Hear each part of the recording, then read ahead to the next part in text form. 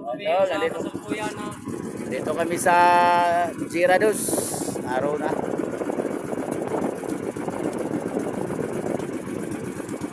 Tingnan kung maraming huling isda.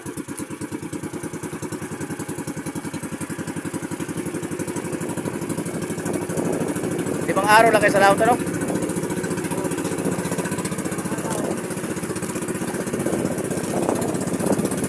Ay, kauna-una kayo nagbaba ditong isda. Ay, sigurado mahal pa ang kilo.